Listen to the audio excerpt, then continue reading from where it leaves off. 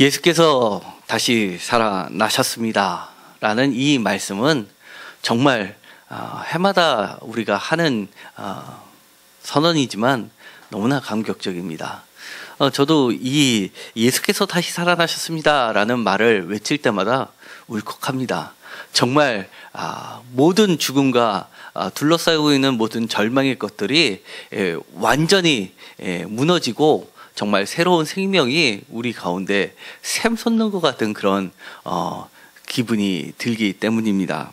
그런데 이런 예수님께서 다시 살아나셨습니다 라는 이 짤막한 말은 초대교회, 예수님이 돌아가시고 다시 사신 이후에 초대교회에서 예수님의 제자들이 외쳤던 가장 복음의 핵심적인 말입니다. 우리가 초대교회의 역사를 볼 때 사도행전을 많이 보게 됩니다. 아주 귀한 자료인데요. 최초로 설교를 어떻게 했는지, 그들이 전한 예수님에 관한 이야기가 무엇인지를 알려면 사도행전을 보면 자세히 알 수가 있습니다. 특히 사도행전 2장에 보면 베드로의 오순절 성경에 임하고 나서 제일 먼저 했던 설교가 아주 자세하게 기록이 되어 있습니다. 2장 14절부터 베드로의 설교 장면이 나오게 되는데 그 중에서 핵심적인 이야기들이 있습니다. 22절에 이렇게 이야기합니다.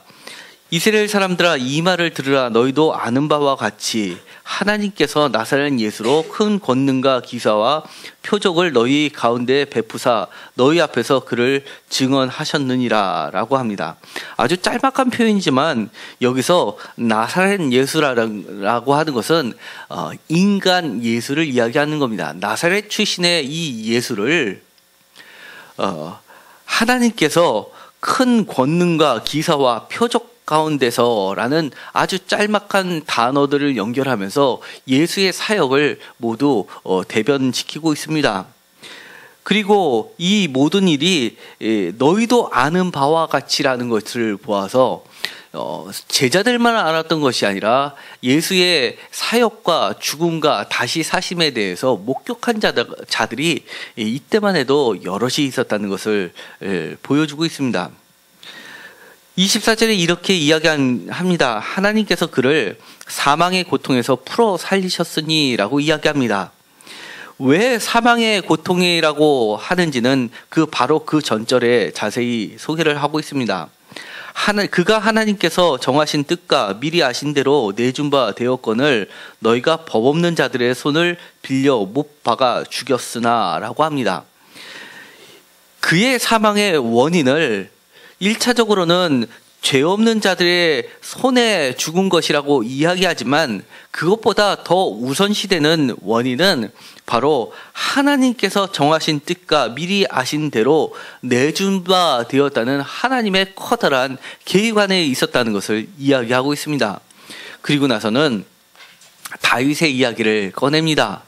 25절부터 다윗의 이야기를 하는데 이 다윗은 우리가 잘 알고 있듯이 이스라엘 사람들이라면 누구나 소망하고 있는 이 땅을 회복시켜줄 왕의 표상으로 보고 있습니다. 그런데 이 메시아 왕 다윗을 이렇게 30절에서는 선지자라고 이야기를 합니다.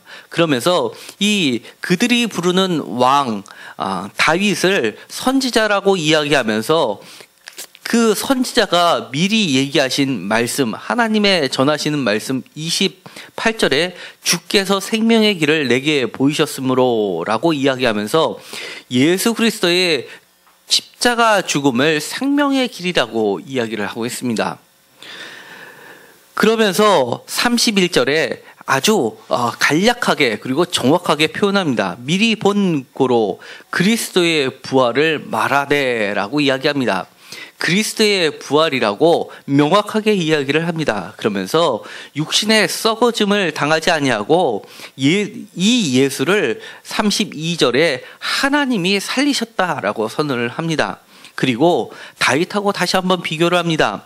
34절에 다윗은 하늘에 올라가지 못했지만 38절에 예수께서는 다시 살아나서 하나님 우편에 앉아 계신다고 선언을 하는 겁니다. 그러면서 36절에 이렇게 이야기합니다. 그런즉 이스라엘 온 집은 확실히 알지니 확실히 알아라 합니다. 너희가 십자가에 못 박은 이 예수를 하나님이 주와 그리스도가 되게 하셨느니라 하니라라고 말합니다. 십자가에 못 박은 이 예수를 하나님이 주와 그리스도가 되게 하셨다라고 선언합니다.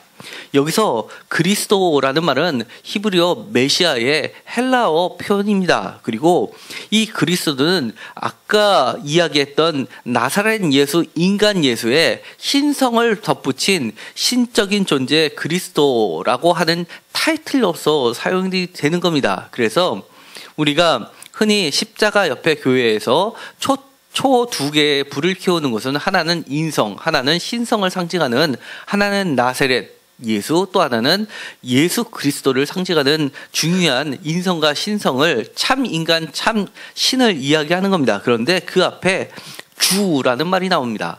이 주라는 것은 통상적으로 예수님께 붙여졌던 단어가 아닙니다. 이것은 유대인들이 하나님께 불렀던 말이었습니다. 아도나이라는 말로 야훼라는 이름을 감히 부를 수 없기 때문에 주라고 불렀던 겁니다. 그런데 이 하나님이 예수를 그리스도와 주 하나님이 되게 하셨다라고 선언을 해버린 겁니다. 이 주라는 말은 헬라 사람들에게는 이렇게 사용이 됐습니다. 로마 사람들은 이 주라는 말을 누구에게 돌렸냐면 황제 가이사라에게 돌렸던 말입니다. 그렇기 때문에 이 주라는 말을 쓴다는 것 자체가 그들 사회에서는 반역죄나 마찬가지인 겁니다. 세상과 전혀 다른, 세상에서 인정을 하는 그 주가 아니라 그 주는 내가 인정할 수 없고 오로지 주라고 고백할 수 있는 사람은 예수뿐이라고 선언한 위대한 선언입니다. 그런데 이 사도행전의 이 짤막한 설교에서 가장 핵심이 되는 것은 십자가에 달린 예수가 죽음을 이기시고 주와 그리스도가 되셨다는 예수 그리스도의 부활이 핵심이었고, 이것이 바로 지금의 기독교를 탄생시켰다고 할 수 있습니다. 모든 사도들과 제자들의 공통적인 복음의 내용은 바로 부활이었습니다. 이 부활에 대한 기록들은 복음서, 특히 공간복음서라고 하는 마태, 마가, 누가복음에 여러 기록이 되어 있고 자세히 기록이 되어 있습니다. 최초의 복음서라고 할 수 있는 마가복음은 AD 65년에서 75년 사이 70년 예루살렘 멸망을 전후로 해서 기록이 되었습니다. 이 마가복음에 나와 있는 예수 그리스도의 부활 사건은 매우 짤막하게 기록이 되어 있습니다. 마치 이것이 부활 사건인가 할 정도로 아주 짤막하게 되어 있는데, 마가복음 16장에서는 안식일이 지나매라고 1절을 시작하면서 그 곳에서는 8절로 끝나는 짧은 마가복음과 그리고 오늘의 본문인 20절로 끝나는 긴 본문의 마가복음이 두 가지가 있습니다. 그래서 이 9절부터는 각주로 해서 꺾음새로 해가지고 표시를 해뒀고, 그 각주 2번에는 어떤 사번에는 9에서 20절까지 없음이라고 우리의 성경에도 기록을 해놓고 있습니다. 그 이유는 오래된 사본일수록 8절에서 끝나게 되고, 그리고 후대에 기록된 사본일수록 뒤까지 긴 종말이 있는 종결부까지 기록이 되어 있는 마가복음을 가지고 있습니다. 그런데 그러다 보니까 학자들은 마치 8절에서 끝나는 내용을 보면 여자들이 몹시 놀라 떨며 나와 무덤에서 도망오고 무서워하여 아무에게 아무 말도 하지 못하더라라고 끝나다 보니까 이것이 과연 제자들의 모습인가 라고 당황스럽게 생각을 한 겁니다. 빈 무덤의 이야기로 끝나는 겁니다. 그런데 최근에 견해들은 오히려 이 짧은 결말이 마가복음을 가장 뛰어난 문학적 틀을 이용한 복음서라고 부르게 합니다. 저도 마찬가지입니다. 마가복음 1장 1절은 이렇게 기록이 되어 있습니다. 우리가 최초의 복음서라고 하는 마가복음 1장 1절은 하나님의 아들 예수 그리스도의 복음의 시작이라고 되어 있습니다. 너무나 짧지만 아주 핵심적인 말이 다 들어가 있는데, 전에 말씀드렸던 것처럼 이라라는 비동사가 없고 명사로에 연결된 제목만이 있습니다. 헬라어 원문에는 하나님의 아들 예수 그리스도의 복음의 시작까지입니다. 그리고 2절부터 이어지게 되는데 이 이야기는 2절부터 시작돼서 16장 8절에서 끝나서 무덤에서 도망하고 무서워하여 아무 말도 하지 못하더라 하는 그것이 죽음 끝이 아니라 하나님의 아들 예수 그리스도의 복음의 시작이라고 선언하는 게 마가복음이라는 겁니다. 죽음이 아니라 모든 사람이 죽었으니까 끝났다라고 생각하지만 그것이 끝이 아니라 새로운 시작이라고 선언하는 게 바로 복음이라는 겁니다. 이 뛰어난 마가복음의 뒤를 이어서 마태복음, 교회의 책이라고 하는 마태복음에서도 부활의 이야기는 더욱 확장이 됩니다. 마태복음 28장도 마찬가지로 1절이 안식일이 다 지나고 해서 여인들의 이야기로 시작이 됩니다. 그리고 빈 무덤이 나옵니다. 그런데 8절에서는 여인들이 예수님을 만나는 이야기가 추가가 됩니다. 예수님을 만나서 예수님의 발을 잡습니다. 그리고 기뻐 뛰면서 제자들에게 전하게 됩니다. 예수가 살아나셨다라는 말씀을 전하게 되고 예수님께서 약속하셨던 먼저 갈릴리의 한 산을 이야기하게 됩니다. 28장 16절에 11제자가 갈릴리에 가서 예수께서 지시하신 산에 이르러 예수님이 승천하시는 모습을 직접 목격하게 됩니다. 그리고 19절과 20절에 우리가 너무나 잘 아는 그 유명한 예수님의 마지막 성교 대위 명령을 듣게 됩니다.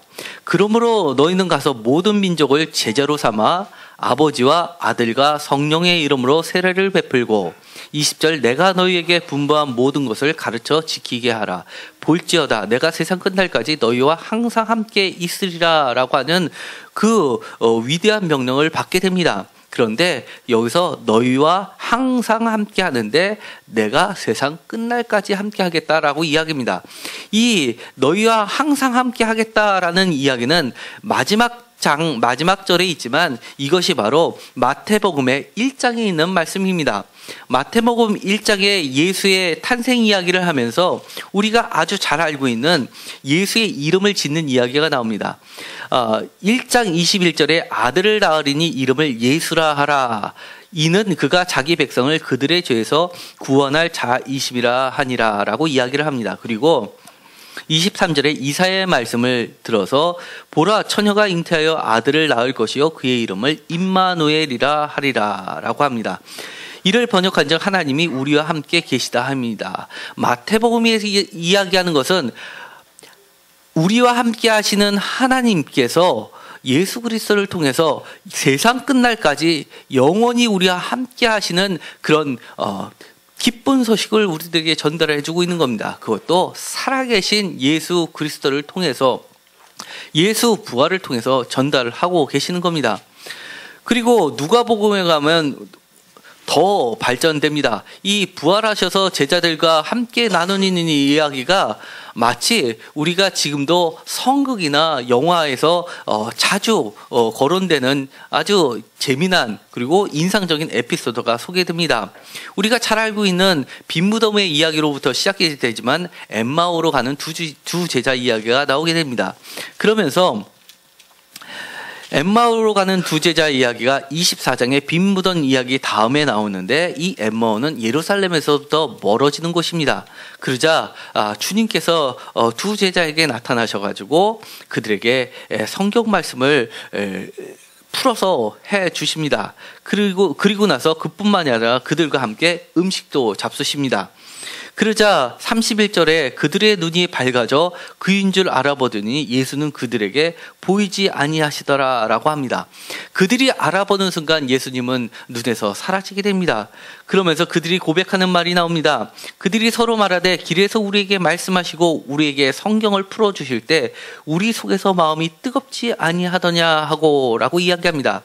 길에서라는 것은 인생입니다. 인생에서 없는 것처럼 보이고 예수님은 우리 인생에서 사라진 것처럼 보이지만 우리 속에서 말씀을 통해서 응하게 하셨던 그 하나님께서 똑같이 우리와 함께 계시는 예수님을 알려주시고 깨닫게 해주신다는 겁니다. 그리고 이 50절부터 이어지는 말씀은 바로 베다니 앞까지 예수께서 나가셔서 승천하시는 모습을 그들에게 보여주십니다. 그리고 나서는 47절에 이렇게 이야기합니다.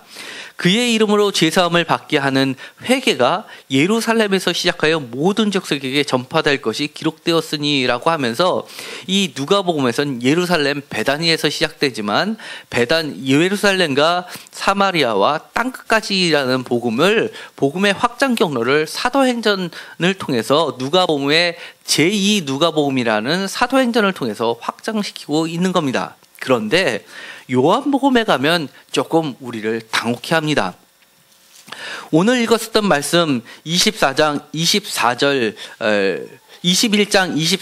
25절에 보면 요한복음의 기록 목적이 나옵니다. 이 일들을 증언하고 이 일들을 기록한 제자가 이 사람이라.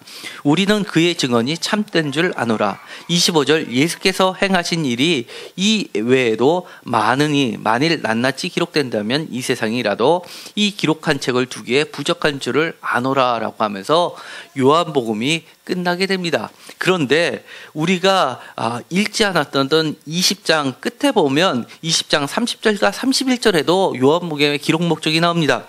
예수께서 제자들 앞에서 이 책에 기록되지 아니한 다른 표적도 많이 행하셨으나 31절 오직 이것을 기록하면 너희로 예수께서 하나님의 아들 그리스도이심을 믿게 하려 하며 또 너희로 믿고 그 이름을 힘입어 생명을 얻게 하려 함이라 라고 되어 있습니다. 그러니까 요한복음의 기록 목적이 두 번에 걸쳐서 나오는데 그러다 보니까 학자들은 20장까지가 요한복음이 끝이고 21장이 나중에 첨가된 것이다 라고 이야기를 합니다.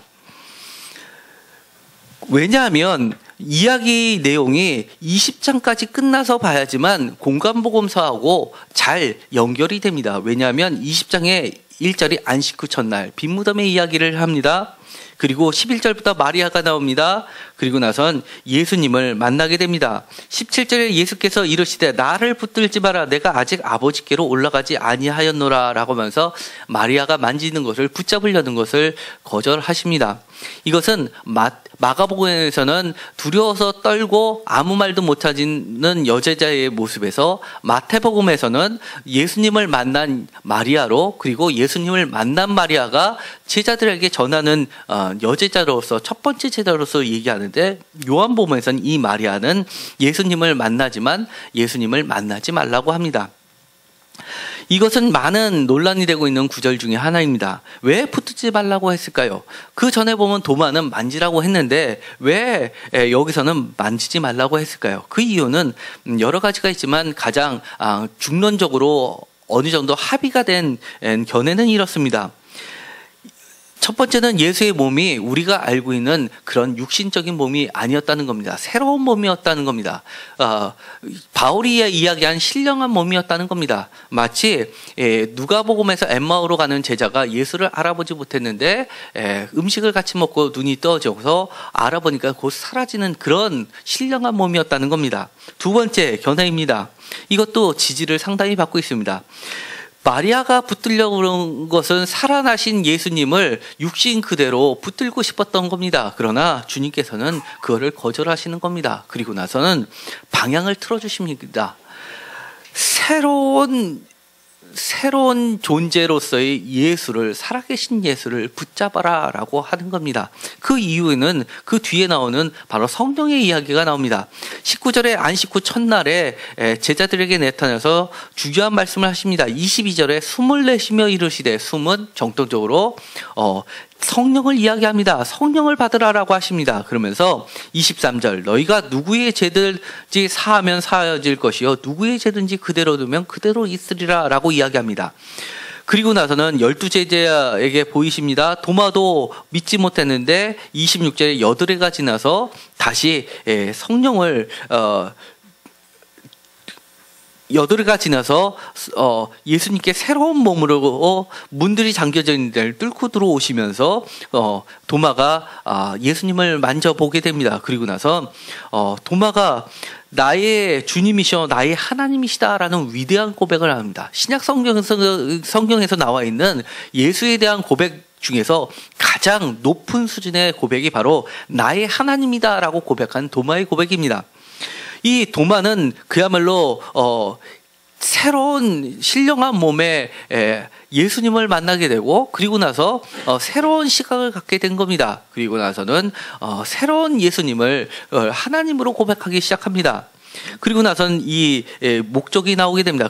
이렇게까지 하면 가장 복음서의 것들과 아주 잘 맞게 됩니다. 그 다음부터의 이야기는 우리가 상상을 하면 나가서 아주 뜨겁게 하나님을 전파하고 예수님을 증거하고 살아계신 예수님을 증거하는 제자들의 모습이 상상이 쉽게 됩니다. 그런데 문제는 21장입니다. 오늘 읽었었던 말씀은 다시 한번 보도록 하겠습니다. 21장에 그 후에라고 합니다. 그 후에라는 것은 사도행전하고는 약간 차이가 있습니다. 사도행전은 오순절이 지나서 성령이 임했지만 요한복음에서는 안식 후 첫날에 성령을 이미 주십니다. 그리고 부활하신 주님을 만났습니다.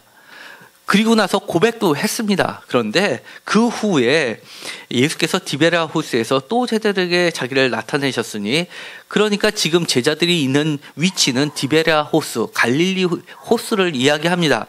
시몬 베드로와 2절에 제자들의 명단이 나옵니다. 시몬 베드로, 디두모라 하는 도마, 갈릴리 가나 사람 나다나엘, 세베대의 아들들, 그러니까 야고보와 요한을 이야기합니다. 그리고 또 다른 제자 둘, 이 중에 한 명은 사랑받는 제자라고 세례요한의 2명의 제자 중에 한 명을 이야기를 하는 겁니다. 그렇게 해서 7명을 지칭합니다. 이 요한복음에서 7이라는 숫자는 특별한 완전수를 이야기합니다. 가나의 첫 번째 표적을 이야기할 때도 이튿날에서 7일째 7이라는 숫자를 사용했고, 그리고 안식 후 첫날도 마찬가지고, 그리고 나서 부활주일로부터 일주일이 지나서 성령 도마에게 나타난 것도 7이라는 숫자를 사용했습니다. 이렇게 완벽한 제자들이 했던 행위는 바로 3절부터 나오게 됩니다. 말씀을 전하면서 베드로처럼 사도행전에서 그려져 있는 것처럼 많은 수를 전도했을까요? 아닙니다. 3절에 이렇게 이야기합니다. 시몬 베드로가 나는 물고기 잡으러 가노라 하니 그들이 우리도 함께 가겠다 하고 나가서 배에 올랐으나 라고 합니다. 그날 밤에 아무것도 찾지 못하였으니 라고 이야기합니다. 이렇게 완벽한 제자들이, 그것도 7명이나 되는 사람들이 기껏 했다는 것이 그들이 옛날로 완전히 돌아가 버린 겁니다. 옛날의 삶으로 다 돌아갔다는 겁니다. 우리도 이런 모습을 갖고 있습니다. 주님을 부활하신 것도 알고요. 그리고 우리는 주님을 믿는다라고 고백도 했습니다. 그런데 우리의 삶을 보면 다시 옛날로 돌아가 있는 모습을 보게 되는 겁니다. 그때를 밤이라고 이야기합니다. 그러자 날이 새어갈 때 예수께서 바닷가에서 서셨습니다. 그런데 제자들이 예수인 줄 알지 못하는지라라고 했습니다.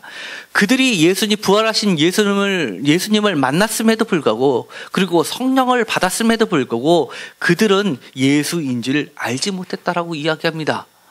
정말 이해할 수 없는 상황이 벌어지고 있는 겁니다.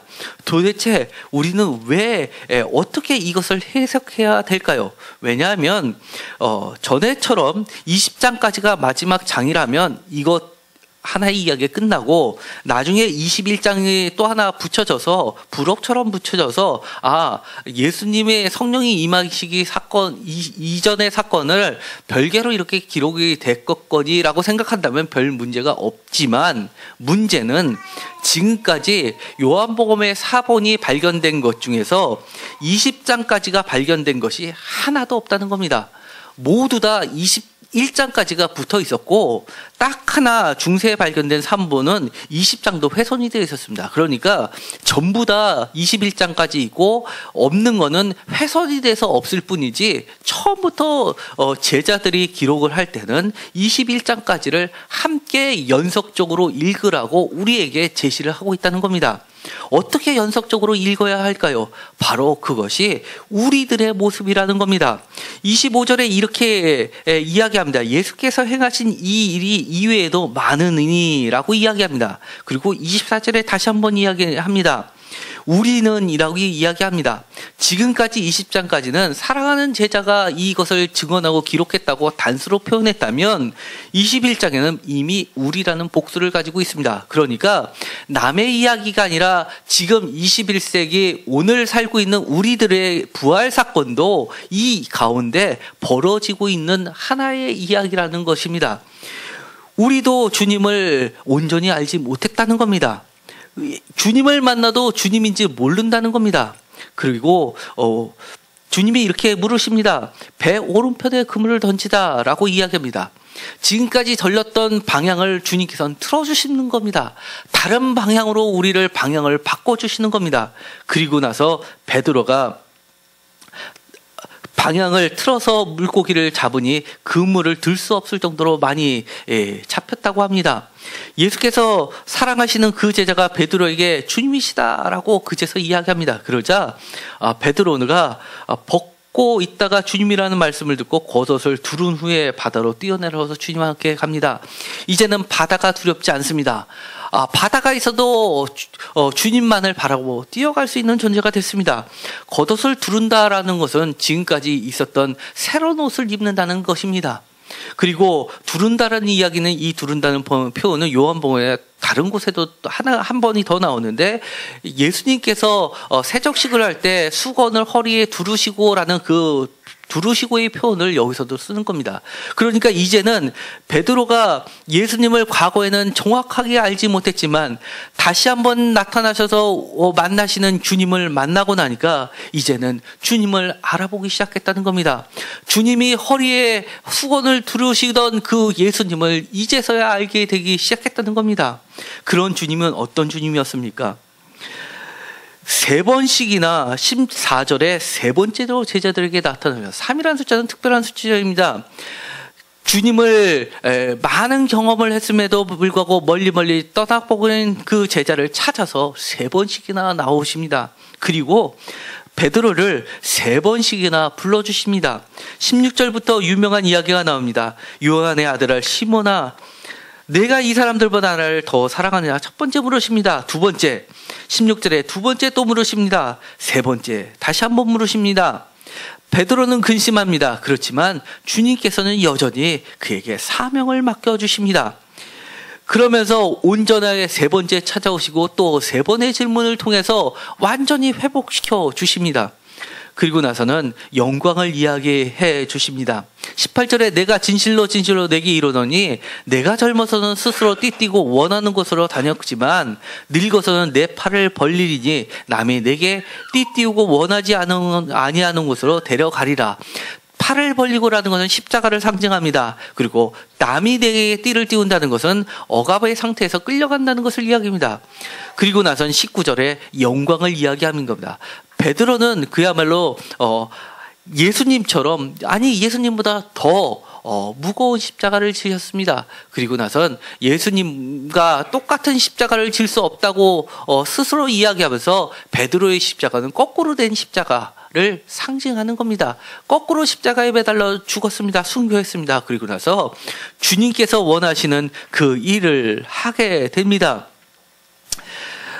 예수의 말씀을 이렇습니다. 예수님께서는 이렇게 이야기했습니다. 베드로가 저 사랑하는 제자는 어떻게 됩니까? 라고 물었을 때 이렇게 이야기하십니다. 21절에 내게 무슨 상관이냐? 너는 나를 따르라 라고 이야기합니다. 여기서 상관이라는 말은 유업이나 몫이나 기업을 이야기하는 말과 같습니다. 원어로는. 그렇기 때문에 다시 한번 이렇게 이야기합니다. 23절에 내게 무슨 상관이냐?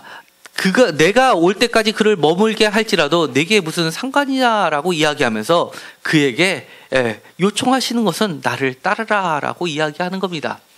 그러면서 주님을 온전히 따르게끔 예수께서 회복시켜 주셨습니다. 그런데 이것은 부활의 사건 이전에 이미 예수님께서는 다 이것을 십자가 위에서 이루었다고 합니다. 왜 그럴까요? 예수님께서 마지막 세 번째까지 그리고 세 번의 질문을 통해서 끝까지 그들을 회복시켜 주시는 이 예수님은 십자가에 달려서 돌아가시면서 마지막으로 했던 말씀이 19장에 나오게 됩니다. 19장 30절에 이렇게 이야기하십니다. 예수께서 신포도주를 받으신 후에 이르시되 다 이루었다. 예수님께서 다 이루신 시점은 십자가에 달려 죽으시고 공강복음서에서 이야기하고 사도행전에서 이야기하는 것은 부활하신 다음에 이루신 것이 아니라 이미 십자가 위에서 다 이루었다고 이야기하는 겁니다. 무엇을 다 이루었을까요? 이 다 이루었다는 이야기의 힌트는 다 이루었다는 것과 동일한 단어를 쓰는 요한복음 13장 1절에 나와 있습니다. 이 13장부터는 마지막 만찬 때 십자가에 달려 돌아가시기 전에 제자들에게 마지막으로 하셨던 말씀입니다. 13장 1절에 이렇게 되어 있습니다. 유월절 전에 예수께서 자기가 세상을 떠나 십자가에 달리기로 가시기 전에 아버지께로 돌아가실 때가 이른 줄 아시고 제자를 몰랐지만 예수님은 아신 겁니다. 그리고 나선 이제는 제자들을 아시게 하십니다. 세상에 있는 자기 사람들을 사랑하시되 끝까지 사랑하시니라 라고 되어 있습니다.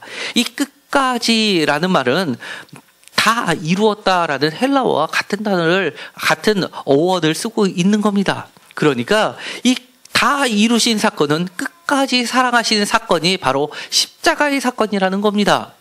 이 십자가의 사건은 제자들, 특히 완전하다고 하는 7명의 제자들이 이해할 수가 없었습니다. 우리가 21장에 본 바와 같이 그들은 예수인 줄 알지 못했습니다. 예수의 그 끝까지 사랑하심을 이해할 수 없었던 겁니다. 왜 사랑하는데 도대체 하필이면 십자가일까? 십자가가 아니래도 구원은 이룰 수 있는 방법이 많았을 텐데 왜 하필이면 꼭 십자가만 되었을까? 그들은 이해할 수가 없었습니다. 그러나 주님께서는 끝까지 사랑하시는 것을 바로 오늘의 21장을 통해서 그들에게 끝까지 사랑하시는 게 이런 것이라는 것을 보여주신 겁니다. 이 끝까지 사랑하시는 그 사랑은 바로 하나님의 사랑이었습니다. 우리가 잘 알고 있는 요한복음 3장 16절 어릴 적부터 외우는 말씀이 있습니다. 요한복음 3장 16절입니다. 하나님이 세상을 이처럼 사랑하사 독생자를 주셨으니 이는 그를 믿는 자마다 멸망하지 않고 영생을 얻게 하려 하심이라 라고 합니다. 사랑하시는데 이처럼 사랑하신다라고 이야기합니다. 이처럼 사랑하는 게 도대체 무엇입니까? 17절 하나님이 그 아들을 세상에 보내신 것은 이라고 합니다. 세상을 심판하려 하심이 아니라 그로 말미암아 세상이 구원을 받게 하려 하심이라 라고 합니다. 이처럼 사랑하시는 것은 그 아들을 세상에 보내시는 사랑이고 끝까지 구원시키시려는 하나님의 사랑을 이야기하는 겁니다. 십자가의 사랑은 하나님의 사랑의 방정식이고 하나님의 사랑을 온전히 드러내는 사건이고 완전히 계시해 준 사건이라는 겁니다. 이 21장을 읽으면서 우리는 이렇게 우리 자신을 돌아보게 됩니다. 이미 예수님을 믿었다고 이야기했습니다. 또 예수님을 그리스도라고 고백을 했습니다. 부활절도 경험했습니다. 압니다 라고 하지만 나의 삶은 달라지지 않고 옛날에 머물러 있다는 겁니다. 그때 주님께서는 우리에게 다시 한번 또 한 번 세 번째 찾아오시면서 우리에게 하나님의 사랑을 알게 해주십니다. 하나님의 사랑을 모르고선 예수를 알지 못하는데 하나님의 사랑을 그들에게 가르쳐 주십니다. 내 어린 양을 먹이라. 내 양을 치라. 내 양을 먹이라 라고 하시면서 나를 따르라 라고 이야기하시는 겁니다. 주님의 사랑을 이해하는 순간, 주님의 사랑을 아는 순간 이제 베드로도 주님과 같은 길을 갈 수 있게 되는 겁니다. 그 길은 생명의 길이었고 영생이 있었던 것이고 죽음이 극복되는 자리였던 겁니다. 그 자리는 이미 십자가 위였고 십자가는 죽음이고 끝이고 절망이 아니라 오히려 생명이고 시작이고 복음이라는 사실을 이제는 알게 된 겁니다. 십자가는 하나님의 사랑의 표상이고 하나님의 사랑이 없다면은 생명도 잉태할 수 없다는 것을 이야기하는 겁니다. 그러면서 이 위대한 결말을 내게 됩니다.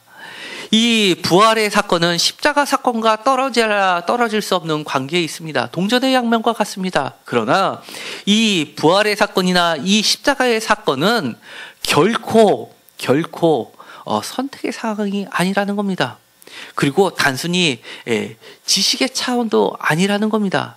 이것은 반드시 죽거나 사는 것을 선택할 수 있는 상황이 아니라 죽음 앞에서는 반드시 살아야 되는 삶과 죽음의 문제라는 겁니다. 죽어서는 안 된다는 문제이고 이것은 선택의 상황이 아니라 반드시 살아야 된다는 상황이라는 겁니다.